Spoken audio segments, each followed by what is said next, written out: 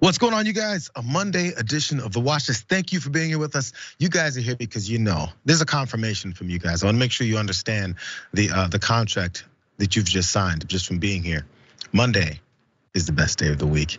I have someone here to help me prove that point because you guys are gonna love this Monday show. We got Jackson White joining us. He's a Rebel HQ contributor, founder of the Politiscope app. What's going on, Jackson? How about this Monday? How about this Monday, man? Monday's the best day of the week. Is what gets you going. You know what I'm saying? You know what? Even though you don't believe it, I'm glad that you're trying. That's all that I asked for here. I'm trying to inspire people.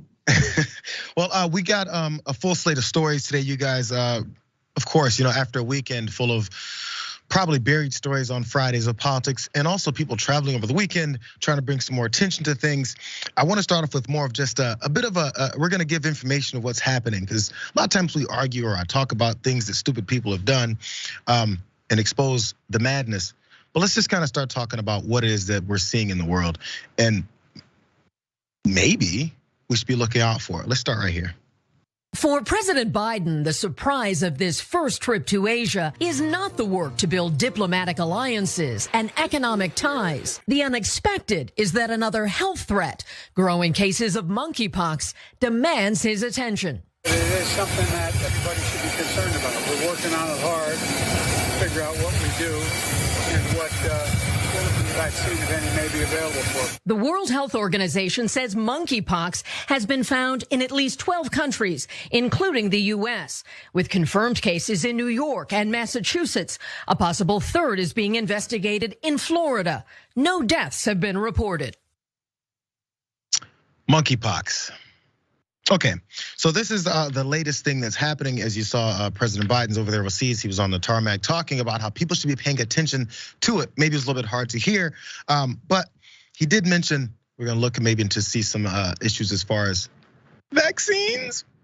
Oh my God, so this is of course happening overseas, but there are 3 states in America that have already seen a case or two, very low level amounts here. But we have to, as you can imagine, Biden's probably trying to get ahead of this so it won't look the same way it did as something like COVID started and the Trump administration wasn't really all over it. So he probably wants to change things. So let's look at some of the details of monkeypox and exactly how worried or even like aware, maybe is a better word, people should be. So monkeypox is this virus that can cause symptoms including fever, aches, and presents a distinctive bumpy rash. It's related to smallpox, but it's usually milder, particularly in the West African strain of the virus that was identified in a US case, which has a fatality rate of around 1%. Most people fully recover in 2 to 4 weeks is what this official said about it. Now, the virus is not as easily transmitted as the SARS-CoV-2 virus that spurred the global COVID-19 pandemic, of course. Experts believe that the current monkeypox outbreak is spread through close, intimate skin-on-skin contact with someone who has an active rash. That should make it spread easier to contain once infections are identified. So as of Friday, some 80 monkeypox cases have been confirmed and an additional 50 are under investigation in 11 countries. That's according to the World Health Organization. And also recent outbreaks reported so far are atypical. That's of course, according to the WHO again, as they're occurring in countries where the virus does not regularly circulate. Scientists are seeking to understand the origin of the current cases and whether anything about the virus has changed. So before, actually let's look at an image of a case of this. I don't know if you guys like seeing skin issues and abrasions here, but that is a particular case. I've seen other pictures where the issues on the skin are larger. They look more bubbled type of issues with the skin. So I think it's, again, the comparisons when it comes to things, Jackson, things like COVID and the pandemic and coronavirus, I think are a little bit different because as people point out here, it's skin on skin contact versus an airborne breathable virus that's similar to like the cold or the flu that you can catch through those type of things. So maybe we can see this and contain it more because who's really rubbing up on someone else who they've seen these types of abrasions on their skin? What are your thoughts here, man? Well, I think my thoughts are, first and foremost, luckily COVID was not as dangerous as something like Ebola. Because I think that this is a good example of how we have to always have our people at the front lines ready. Because one of the biggest reasons the United States has such a terrible response to COVID is because the Trump administration dismantled and defunded many of the institutions that would have helped us fight against this better. So again, it's easy to look at something like this and say, well, it doesn't have a high infection rate, well, a high mortality rate rather, and it seems to be, kind of more like a behave more like a sexually transmitted disease does. However, again, I think that the fact that, COVID-19, on paper has a very low death rate as well. And yet look at how many people suffered and died from it. So I think that, again, what's important is that we're always prepared and that we should always be ready, even if we think that it's not a big deal, because it could end up being one. It's weird because it's almost like I don't know if I can go back as far enough to know the direct and quick response from administrations or just health organizations about previous issues that happen, because maybe we're back in the normalcy of, hey, you guys, this is something that we're seeing, and we're seeing the cases and spread happen in other places. So be aware so that we can maintain and maybe suppress it. The world kind of changed with COVID, because after the Trump administration ignored it, downplayed it, and then tried to hide it from folks until they just couldn't hide it anymore. Then became the vaccine talk, and then became the distrust in what the government will tell you about these types of cases, from origin to how it's spread to the how lethal it is, all those types of things. So I wonder when the next, I thought this to myself before, I said when the next thing happens, because there's always been things, COVID wasn't the first thing. When the next thing happens, how much will we trust what we're being told about what we should do to prevent it, and also its prevalence? So really fast about this vaccine.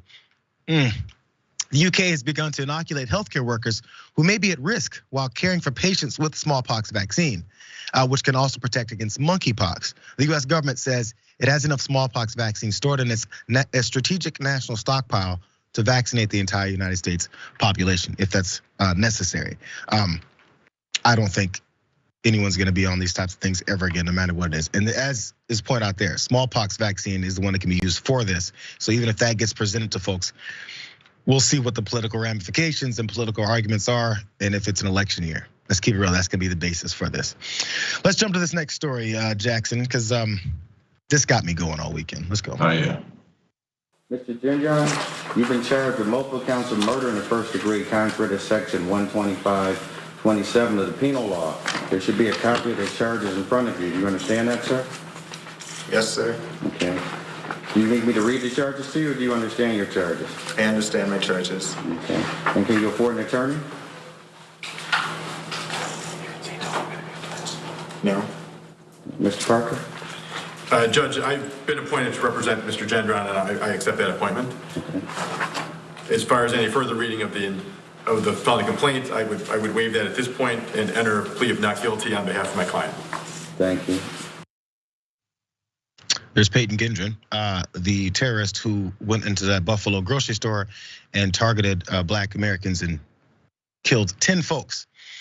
So from that point, ever since we saw that happen, the House, the Congress has passed a bill that would look to prevent domestic terrorism from happening like this, as we've seen the influx of this going on, from more people like Peyton Gendron from making their plans actually reality. Now, with that being said, the Senate now has to look up this bill, and Senate Republicans have come out very forcefully and vehemently against the idea of preventing more attacks like this. And I was gonna say it makes you wonder why, but it actually doesn't, because Josh Hawley led the charge against this.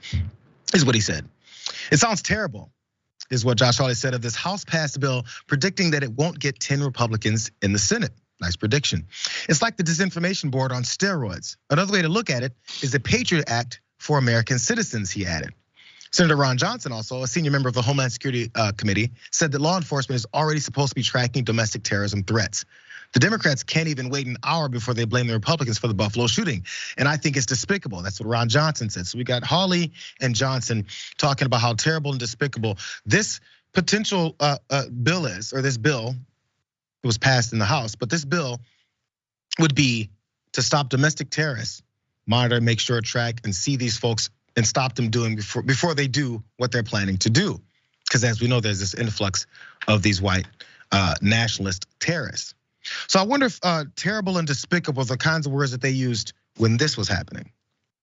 Jews will not replace us! Jews will not replace us! Jews will not replace us!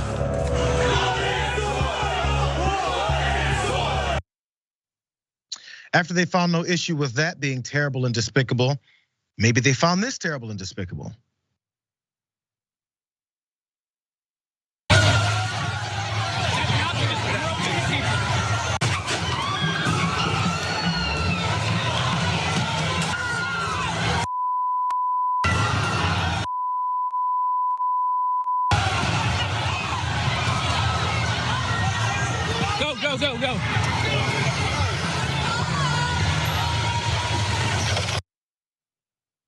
Not very terrible and despicable, apparently, according to Josh Hawley and Ron Johnson.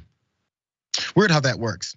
But there's more info on this. So there's some Senate Republicans that see this domestic terrorism bill as just another attempt to target the right and point to calls the Democrats made in the wake of the January 6th attack on the Capitol to begin monitoring groups on the right as potential domestic terrorism threats.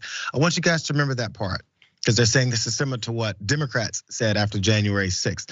Ron Johnson again said there's a huge double standard between calls by Democrats to authorize federal law enforcement to track extreme speech when it comes from groups on the right compared to groups on the left.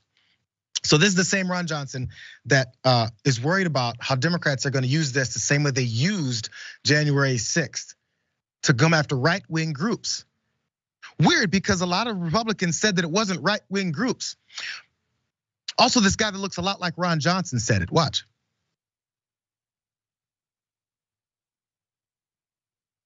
Although the crowd represented a broad cross-section of Americans, mostly working class by their appearance and manner of speech, some people stood out. A very few didn't share the jovial, friendly, earnest demeanor of the great majority.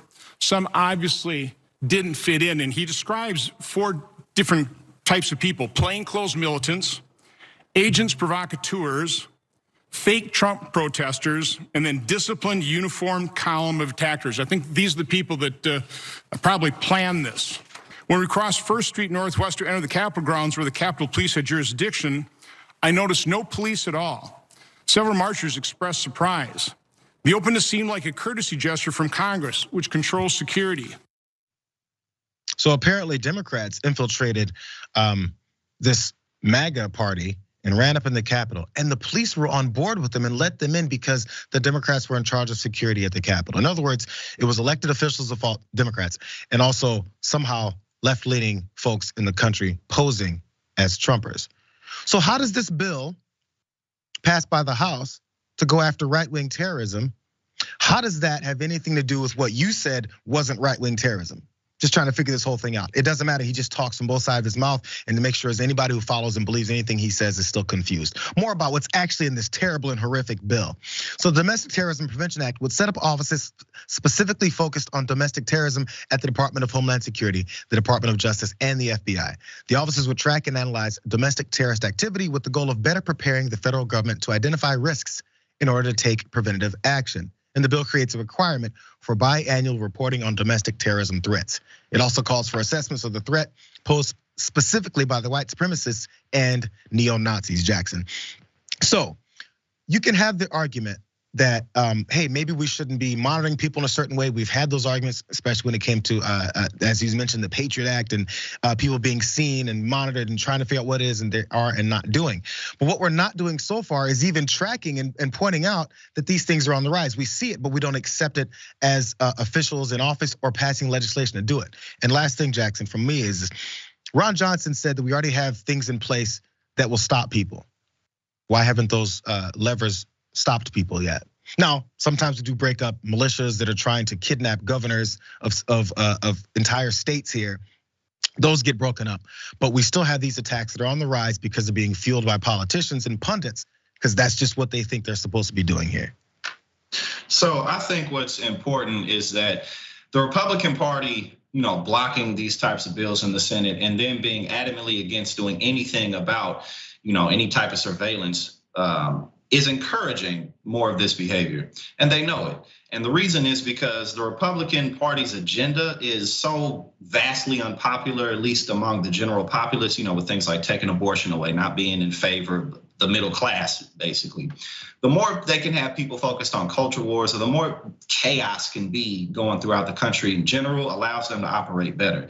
So they're just protecting their offices, they're just protecting their base, and in doing so, they're encouraging more of it. And one of the things that Josh Hawley went on to say that really got under my skin was just the words he used when he said he's completely against this, which means no parameters, no regulations. It's just a zero-sum game. Either, it's 1984 and you're completely surveilling everybody, like from what's the name? I don't even remember his name, but just that book where you're just completely, George Orwell, you're completely surveilling everybody, or you're not, when in reality, many of these killers are online putting out manifestos about what they will do And so, there's no parameters at all. It's just encouragement. That's all. Yeah, I would like for them to talk about the things that are put in place to stop things like this. But by the way, I do understand the issue with worrying about people being surveilled, because that's what's happening a lot in the country. Now, if you have an issue with it, maybe these folks that are making these laws can work through how to protect those levers. So if we're looking for accountability and transparency in how they do this, and not be a wide open spread of just monitoring Americans, work on that. But that's not what they're talking about. They're saying they're targeting the right wing, and I can't believe it because that's so unfair. Why don't they target the left wing? Considering what happened in 2020 and all the protests and riots that happened in the summer of 2020. What were those protests and riots about? There's a difference here in what people are protesting, what people want to see changing in their country. This is all based off of nonsense, and there's no facts that back up what it is that they're saying, because the facts keep changing, as Ron Johnson already pointed out. Let's go to one more story before we get out of this block here, you guys. Just want to be clear, if Roe v. Wade is overturned, no woman, unless her life is at risk, will be able to get an abortion in Arkansas? If Roe versus Wade is reversed, then the trigger law in Arkansas would come into effect. And whenever I signed that law, I did express that I support also the exceptions of rape and incest. So the life of the mother and rape and incest are two exceptions that I believe should have been added that did not have the support in the General Assembly. But if that Roe versus Wade is reversed, then what we've fought for 40 years in returning the authority back to the states will actually happen. You'll see states making different decisions based upon the values and the consensus of the people of that state. Arkansas Governor Asa Hutchinson there, meandering and BSing and stretching and dodging his way through that answer about how he just signed into law, a trigger law, one of the most restrictive anti-choice bills in the country. But he didn't really mean to, because it doesn't include any exceptions for rape, incest, and for children that would find themselves in those situations. Now, that's why he spoke for so long, trying to dodge and not point out that he's perfectly okay with it, because he says he's not okay with it. Now, Andrew Mitchell there on CNN did keep his feet to the fire there on and asked him specifically about examples of, you got 10, 11, 12-year-old girls who are in these positions. What about them? He tries to dodge that one too, but it doesn't look so good. Watch. Governor, you did sign the law that does not include any exceptions for rape and incest. I know you said that you would rather that not be part of the law, but it is, and you signed it. So I want to discuss the real world implications of this. For example, why should an 11 or a 12-year-old girl who's impregnated by her father or her uncle or another family member be forced to carry that child to term? I agree with you. I've had to deal with that particular circumstance even as governor. And while it's still life in the womb, life of the unborn, the conception was under criminal circumstances, either incest or rape. And so those are two exceptions I have recognized, I believe are very appropriate. And what will happen as time goes on, if Roe versus Wade is reversed, these are going to become very real circumstances. I think the debate and discussion will continue, and that very well could be revisited. Did you guys follow what he was saying there? She asked him specifically about 11, 12-year-old girls who find themselves pregnant after being raped by a family member even. And they find themselves in a situation. He says, I specifically seen that as governor, and it's a terrible situation. I agree with you, and I've had to deal with that circumstance as governor. So he's specifically seen the situation and says, whatever. It's like these politicians that go down to the border and say, I was at the southern border, and that's why I know we need to do something about our immigration issue. This guy's been firsthand, seen this issue with children being forced or being raped and then impregnated, yet his answer is, maybe one day they'll do something else about it and they'll move it on down. He's not done because he did it again. Watch one more time. These are going to become very real circumstances. I think the debate and discussion will continue, and that very well could be revisited. But Governor, what if it can't be? I mean, you wanted the legislature in Arkansas to put those exceptions in. They didn't.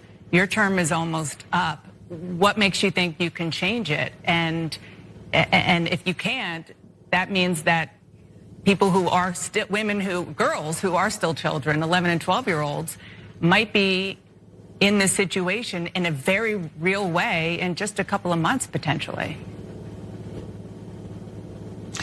Well, those are heartbreaking circumstances, and that's where in the last few years when we passed these trigger laws, we're expressing a belief.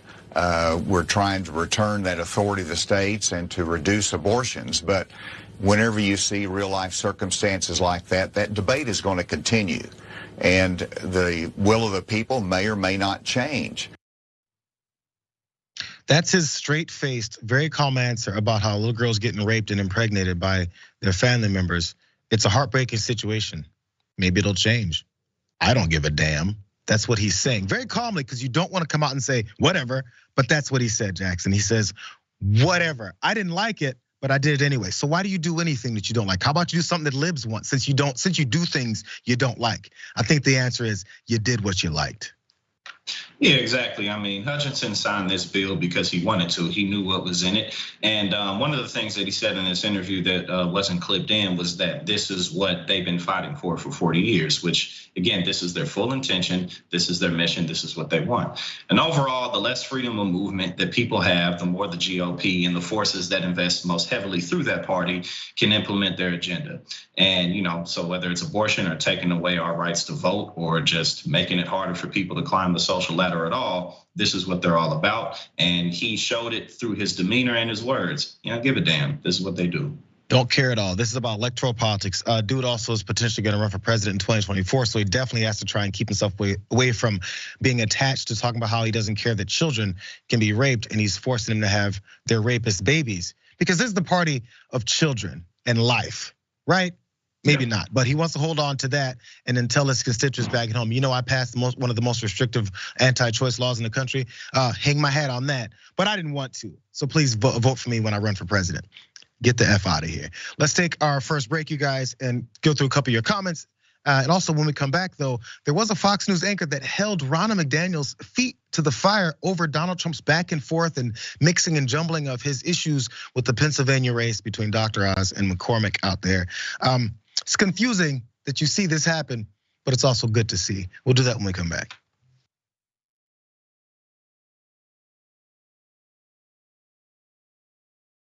Cenk Uygur is not here today, which means that I will be able to talk during the show. We'll see. We'll see. Poor Cenk, under the bus. My God, if Jesus came back, how much would the Republicans hate him? So now you have to give away all of your possessions to the poor. Steve King would be like, oh, Weezy. Everyone should be lucky enough to have a John Iadarola in their life. You confused everyone? Okay, sorry, I thought it was pretty clear. Take a break now. You can turn me into Dr. Manhattan as long as I get what Dr. Manhattan's packing, okay? The liberal mom says, Mark Thompson, have you ever thought about doing one of those tapes that soothe people to sleep? Like Mark Thompson reads the phone book. I'd buy it. If you'll buy it, I'll do it. D'Amelio writes in, John, you are so thick. I love you. That's what he wrote. Pork Chop Express writes in and says John Iadarola needs a new jacket. Whoa. Those 24-inch pythons are about to burst out of his sleeve. Gun, baby. The two people here said that their moms were both in love with you over Beauty and the Beast. Mm-hmm. That's an improvement. I usually get grandmothers. Charlie Turk. No, wait a minute, don't you dare. Chemical castration when we return from the break. I hope that, who they choose for the White House isn't just a borderline Klansman. That's all we gotta hope. That's it, we will settle it. She's cute. I didn't say that about Laura Ingraham. Scandal at TYT. Did Anna comment on my tan yet? No, she hasn't. You're a good boss. But Anna did say that I come in here today with a fresh mind. That's all I'm about. I'm about a fresh mind. I can't with you right now. Okay? She just can't. She can't, but nonetheless, we have to for another 3 hours. I'm back, baby. Let's rip in the Republicans. See, don't miss the live show. That's great. Tell people, if you're a member, you get the whole live show whenever you want, because this stuff doesn't go into any of the clips.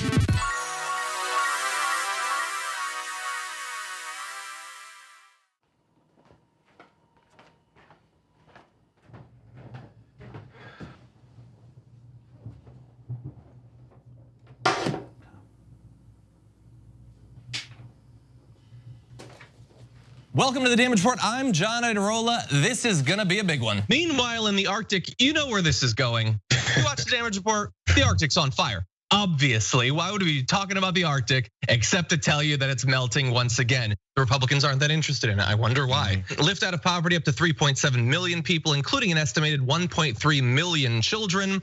Hashtag save the children? Not if it costs money. I mean, come on. What's happening? I'm Dr. Rashad Ritchie, host of Indisputable with Dr. Rashad Ritchie. Here's the bottom line. I play no games about policy, period. Too many people's lives are at stake. So here's what I do. I challenge conservative ideology that hinders the growth of this country. I make sure we place our facts in proper context, and I have no problem debating anyone on a position that I have.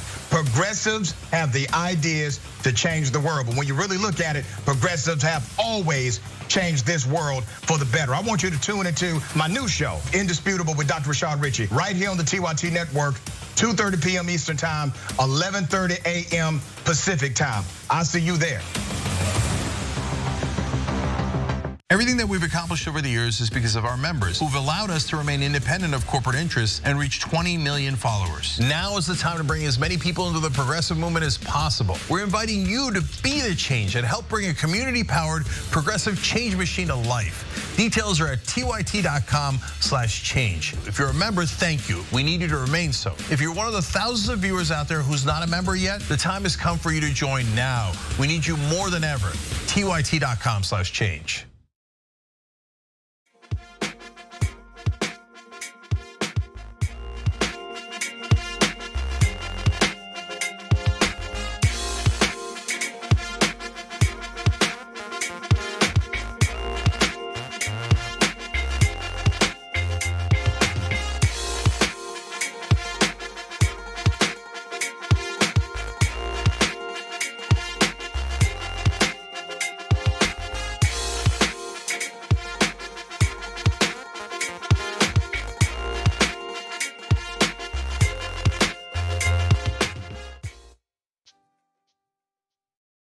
Time flies. I got out of there pretty good too, but I want to get a few else comments. So YouTube super chats, thank you guys for first of all for being there with us. Forbesilla says, always here for Jackson in the morning on Monday.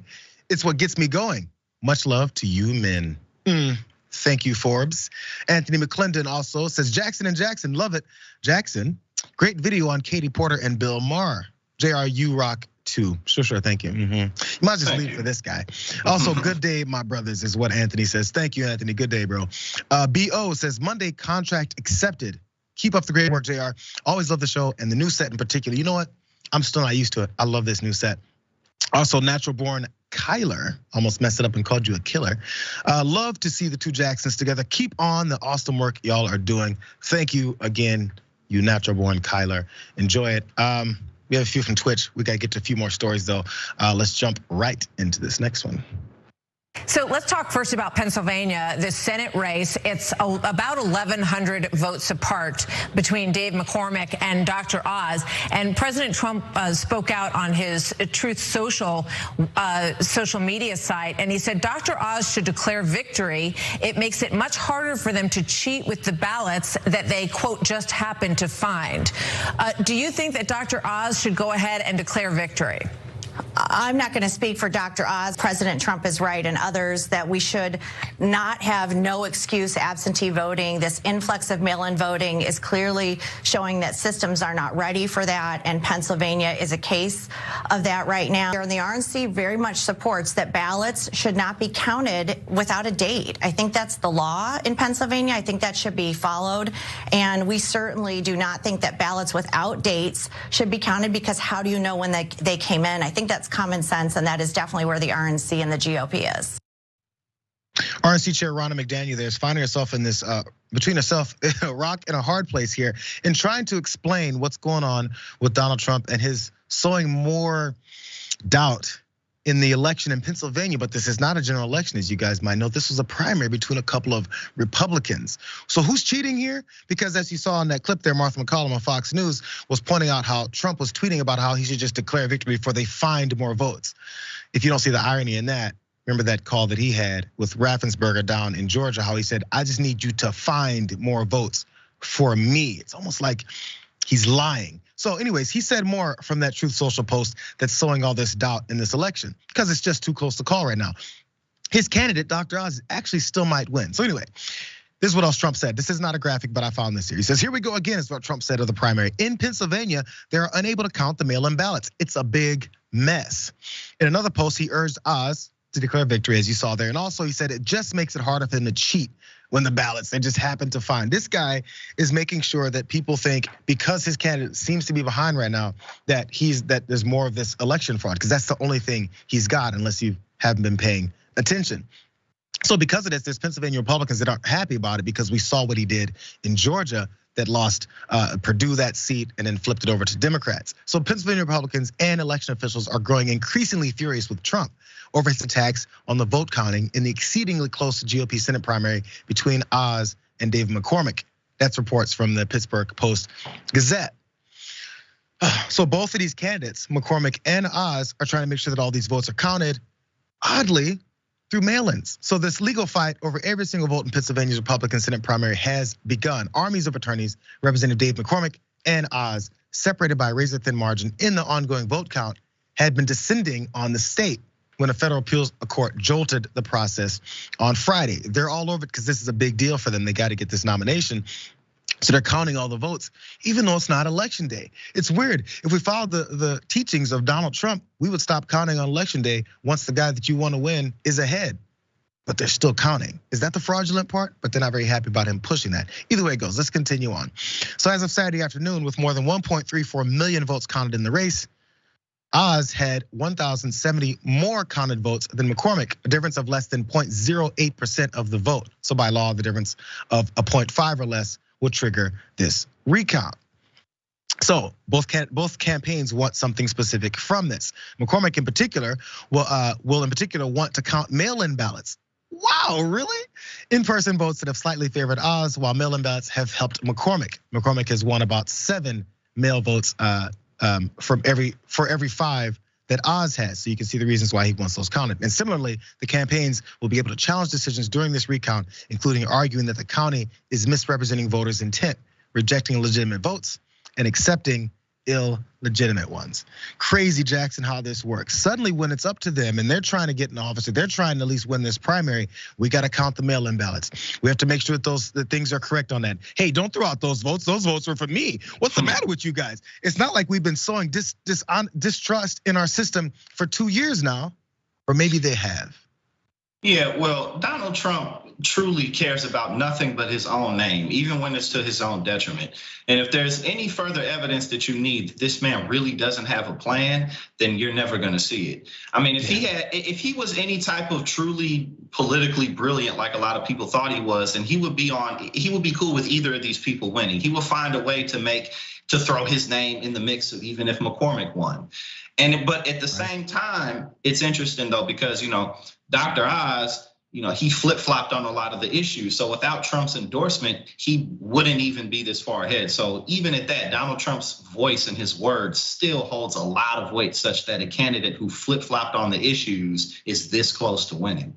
And the head of the RNC can't even say, what Donald Trump is saying is nonsense. It's garbage. We're counting the votes and we're going to determine the winner. And whoever this winner is on the Republican side, we're going to back in the general election. It's a very simple thing to say, but you can't even say that because this madman is still running your party because you've welcomed him in. You let it happen. You agree with him. Let's keep it real. Next story, you guys.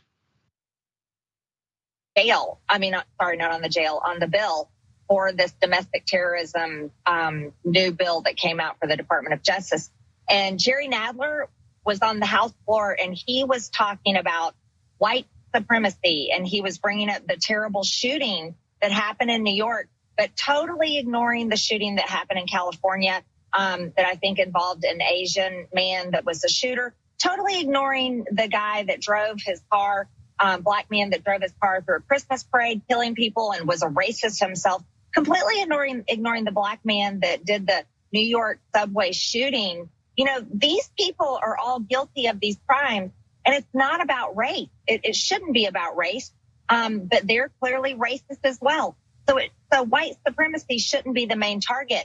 We should be more concerned about the illegal invasion at the border the crime happening every single day on our streets, and especially in cities like Chicago, we should go after criminals that break the law and not pursue people based on their skin color and how they vote. But that's what the Democrats want to do. Marjorie Taylor Greene trying to stand up and stand for white supremacy. Let's keep it real, and not look into the problems that's happening in our country when it comes to white domestic terrorists here. Because why focus on them? Now, I want you guys just first. I want to see the first collision of reality there in her statement as I think she's driving, which she shouldn't be. That's a ticket, being on the phone and driving and not paying attention to the road. Anyway, so she's upset that we're focusing on these right-wing terrorists, but she says it shouldn't be about race, it shouldn't be about color. There was the Asian man who shot at people. There was the black man who drove his car through Minnesota. There's the black man who shot a bunch of people in the subway. I thought it was not about color, Marjorie. It's only about color when it comes to the people that you want to say are the racists and the terrorists, which, by the way, those are horrible people. So we have the rise of a specific kind of terrorism in the country, and you want to ignore it. It sounds like you're in support of it. So this also might show us why you're in support of it. She tweeted this out the other day.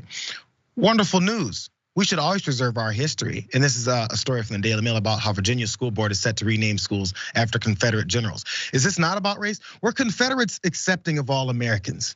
Did they think that black folks were humans? Those are the people that you're very excited about having schools named after. I wonder what they'll teach at those schools. Okay, continue on, because there's the details about what was happening that had her so upset as people are trying to hold people accountable for the things that they've done and they've said. So Greene made these comments as she attacked Representative Jerry Nadler, for railing last week in the House against the avowed white supremacists suspected in the mass shooting at a Buffalo, New York supermarket that we saw. But race clearly is critically important in hate crimes. The FBI reported last year that the number of hate crimes in the US in 2020 was the highest in 2 decades, triggered by a surge in assaults largely by white men on Asian Americans, Hispanics, and Jews. There were 51 hate crime murders in America in 2019, the highest at that time since the FBI began tracking the toll in the 1990s. Most victims were black folks, Hispanics, and Jews. Nadler's reference to the Buffalo shootings that got her so upset, that got Marjorie Taylor Greene so incensed, was part of his argument to pass the Domestic Terrorism Prevention Act that we talked about earlier in this show to crack down on the problem. The bill is supported by Democrats, as you can tell, but of course Republicans, they're not even lukewarm. This article, I think, is doing it a bit of a different characterization. They're absolutely cold on it. In fact, they're openly attacking it. So Jackson, as she's trying to cleanse the palate or cleanse the image of these white supremacist terrorists, she still wants to point out that there's other people who have terrorized folks and shot up groups, because that's true. But for some reason, she wants to ignore the fact that this problem is growing specifically on one side. Well, you pointed out a few of her examples, but then she also said this shouldn't be about race. We should be more focused on the invasion at the border, the invasion of the brown people, and especially Chicago, which of course is, those black people shooting each other up in the hood, which of course she's just signaling to, as you pointed out. She wants to act like right-wing white supremacist domestic terrorism is not an issue in this country. But keep in mind that millions of people in this country think exactly like her. And a lot of the time people will point out that she doesn't have any committee assignments, but she's still an elected official nonetheless. And culture is more powerful than policy at the end of the day, because policy is just an agreed upon set of ideals that people don't always follow. A lot of good people don't always follow the law just because they got to make ends meet. So the law is the law. And at the end of the day, this woman is going to drive a lot of people to the polls. So that's the reality of it. You said the law is the law and this woman's going to drive. The law is the law. Marjorie Taylor Greene should not be driving while she's doing that interview. Exactly. That's what you were getting at. Yeah, exactly. Let's take this next break, you guys. After a couple minutes, we're gonna come back. And we got a bit of a block on these Christian campaigners and folks that are trying to get in office to make sure that we have a full-on theocracy, specifically for Christians in this country. And they're not playing. We'll do that when we come back.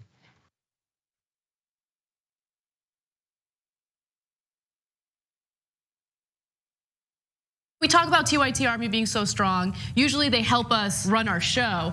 Now they're gonna help us run the country. Like this. It's time that we reclaim democracy for the people. We had a huge victory for Wolfpack. When Lincoln said this was a country by, of, and for, he said of the people, not of corporations. Our representatives don't represent us. Whoa, democracy. democracy. United! We are too strong. There's thousands of volunteers, and you can be among them. When you get the power back, oh, that feels good. This is just the beginning. Knock, knock. We're coming for them.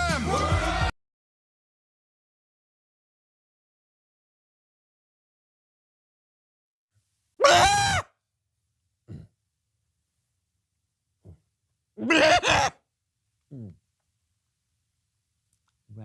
leather. Mayweather will knock out Pacquiao.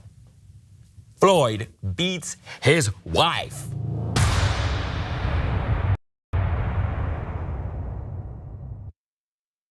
Okay, I get it. You're progressive. You're looking for other progressive voices. Why? Because you want real progress to happen. You're tired of the why, regular stuff. You should be checking out the Young Turks. Why? Because who else is going to have Killer Mike talking about politics and social issues in his new TV show, Trigger Warning? My dad wrote the story of his life. It's called The Original Young Turk. It's a book on shoptyt.com. Part of the story is how I became progressive. Now, he doesn't write about that per se, but in his life story, you see, oh my God, when a community helps one another, when the government also chips in and gives you free education, anything is possible. He went from an incredibly poor olive farmer to living the American dream.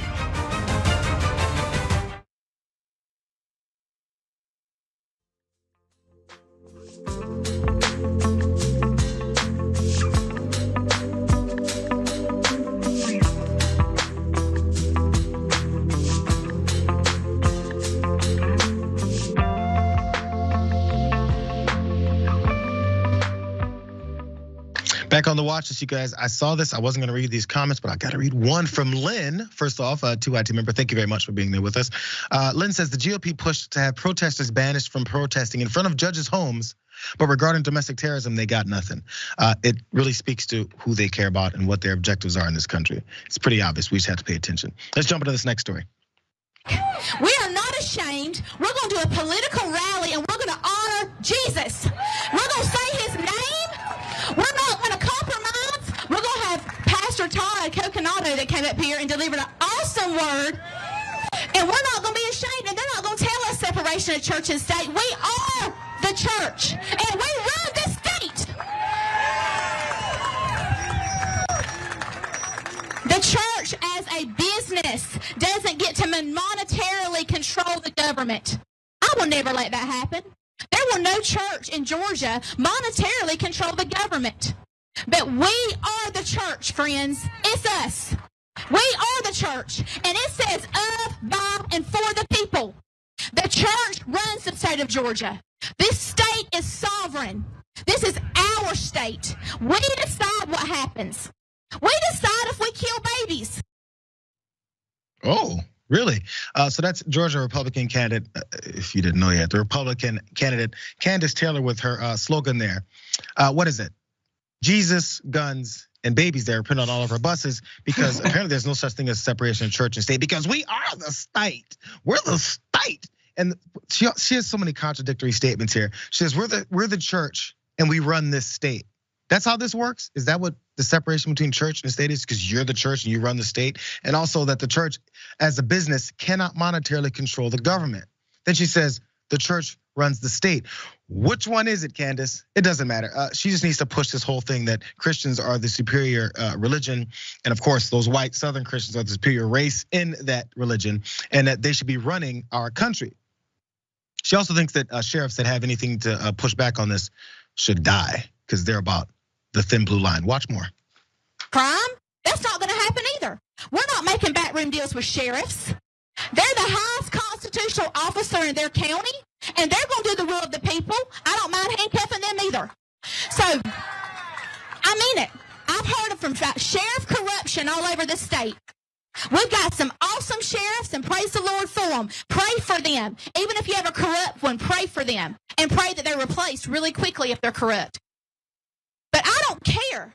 I don't mind handcuffing any single person who breaks the law and goes against our government. The Constitution says when you commit treason, it's death by firing squad. I didn't write it. It's in there. It's serious. Oh, that's serious. It's in there because that has everything to do with what I just said. It has nothing to do with what you just said. But also, as she's ranting and raving and losing her mind here, I would think that if you're in the church and you talk about the great words of what your pastor just said, you should have this calmness, right?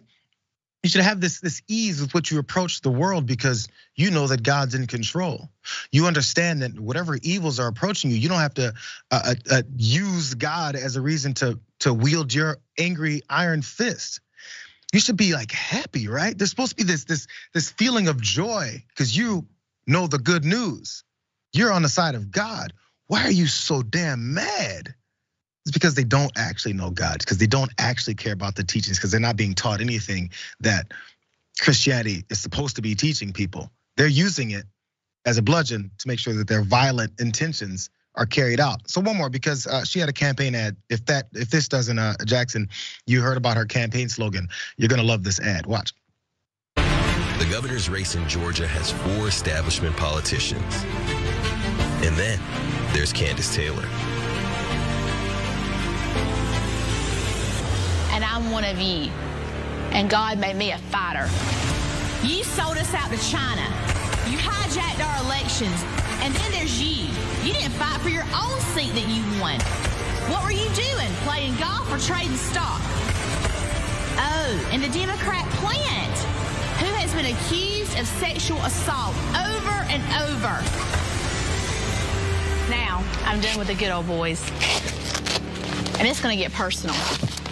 Stacey, it's you and me. Let's let the people choose in a fight that's not rigged.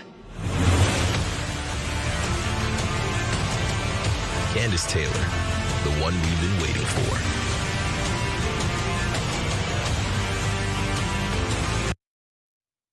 I apologize, but I wanted Jackson, I wanted you to see that. So there's a lot here. There's that ridiculous, dumbass ad, but there's also her thoughts about church and state. What are you thinking, man? Oh man, see, you had it all wrong. She's channeling God's righteous wrath through the ad, through her slogan. That's all it is. You ask why she's so angry. It's just that righteous anger because they're here to deliver God's good news. But look, I mean, this is just fundamentally un-American. It just is. I mean, this is not what this country was founded on. And it's not about, well, what's the population? Whoever has the biggest population with religion, that's what runs it. Because again, this is un-American such to the point that all the people who don't identify with your version of Christianity or religion or Christianity at all, they don't matter. You know, so again, you're gonna have to beat them down to get your agenda across. So it's ridiculous. It's authoritarianism, but again, they think it's God's righteousness. We've got a candidate, what's she running for? Who cares? The candidate that's running for office who cut an ad where she's wearing boxing gloves, and then there's powder getting thrown around, and then someone's supposed to watch that and go, you know what, I was undecided on this race. But Kandiss Taylor just released an ad where she's punching a bag and says, I'm taking the gloves off. I don't know who she's running against. And you're next. And like, this is our political discourse now. God, it's so frustrating. It's so frustrating. And it's beyond parody. Let's keep it real. These either she's that dumb or she understands that her followers are that dumb, or both. I know. We're gonna go to this next story. We're going. Let's go now. Let's do this next story.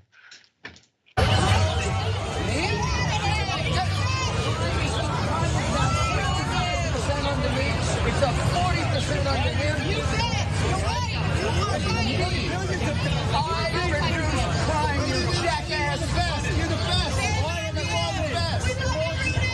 You are a brainwashed. And you're probably, I am a class act. And you're probably as demented as Biden.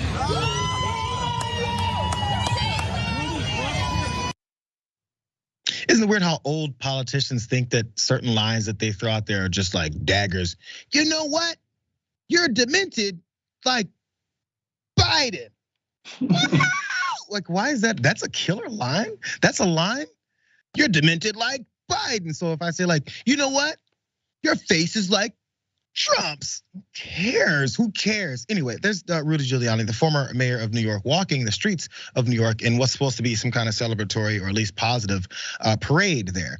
And once he was doing that, As you can imagine, someone heckled him, people yelled at him, people that don't like what he's been up to, considering he's been carrying former President Trump's water over these election fraud things, has been disbarred, has become a disgrace.